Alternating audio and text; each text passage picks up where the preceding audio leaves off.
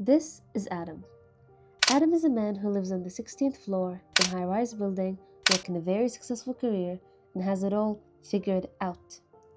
At the same time, his mind is very negative, he seems to look tired all the time, bad time sleeping, and he really can't figure out why. It's actually just the apartment he's living in. But let me explain. What Adam lives in is unfortunately the default apartment layout in high-rise buildings in many countries.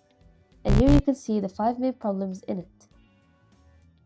Now, thanks to Paula Hooper and for other researchers for confirming that apartments that have insufficient space, restrictive layouts, low levels of sunlight and natural ventilation, inability to control environmental stressors impact residents' quality of life.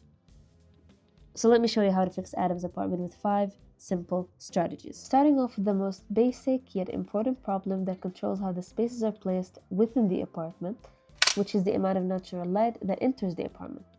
Now, why is natural light a big deal in homes? As mentioned in another research and many others, natural sunlight plays a crucial role in maintaining a balanced sleep-wake cycle, which directly affects mood and mental health. Now, no one can possibly enjoy sitting in the middle of the day in their living room looking like this without feeling drained. Instead, having some light coming through windows and enjoying the natural light and some vitamin D would change anyone's mood on the long term. Looking back at Adam's apartment, the bedrooms are on a side and the living area is on a different side. Since these spaces are the most used in any house, then they get the priority for sunlight exposure. So first things first, we have to put them on the same side, and saying that Adam lives in a country that is in the northern hemisphere, then the sun will lean to the south.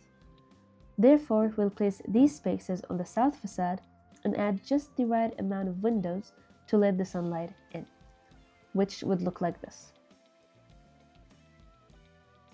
Now, the second top would be having flexible multi-use spaces to fix the restrictive spaces issue. In apartments, there isn't enough space to feel free to move or do different things, so having walls everywhere splitting the whole place is really restricting. It would be better for the mind to have a collective, flexible space where it connects the dining and the living area that also serves like a flexible space where you can hang out with your family while eating and watching TV, host a little get-togethers with your friends and family, and have the space for all of them together. But Adam's apartment looks like this. All walls and very closed, so let's open these spaces on each other. This way the dining and the living area are all in one space with the kitchen open to them. And as you can see, this way he can have more free room to use the space flexibly as he wants.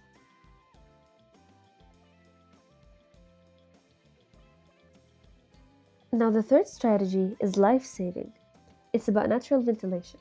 But why is it important? Natural ventilation not only saves energy by not relying heavily on electric methods, but also the natural air is way better for the human body than some AC air. So how can we achieve this type of ventilation easily? Here is the most basic design strategy for that. It's called cross ventilation, where there are 2 windows on opposite walls and air comes from one and leaves through the other. That keeps a natural breeze moving through the space. Now, here's Adam's apartment again, so let's place a window here now and see how that would look.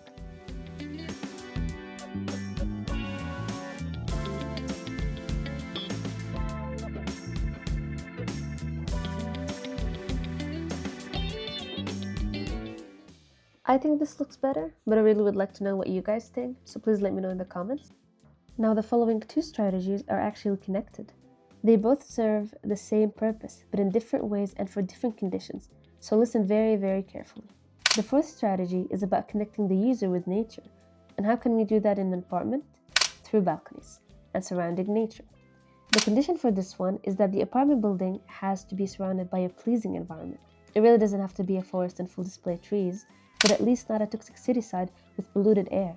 Now, saying that Adam's apartment is surrounded by a pleasing natural area with a pleasing view, then we would definitely use that to help Adam's mental health and well-being, simply by placing a balcony on that side. It really is as simple as that. And I know this would be a given info sometimes, but some designers don't really understand how important it is for the user's well-being.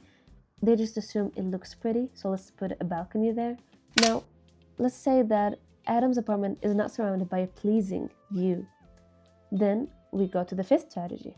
And no, we don't automatically not have balconies, but at least put it on a little better side. Now, if the surrounding was not pleasing, we'll use a very simple strategy called biophilic design, where we add natural elements inside the home itself, and it comes in various forms like these. So, based on Adam's apartment, where would we add it? There are many different places, but personally I would choose the living area. Assuming the surrounding is not pleasing, then the natural elements in the living area should cover that up a bit, which should look something like this. Here's Adam's apartment before all those changes, and here it is after. I really hope this helped, and if you're not from Instagram or Facebook, then this is probably the first time you see my content. I'm Star the Architect, an architect pursuing a master's at the moment, and I like studying different design strategies and focus entirely on the end user. Make sure to subscribe and share this video if it helped. Both researches mentioned will be linked below, and all the tools used in this video as well. Goodbye.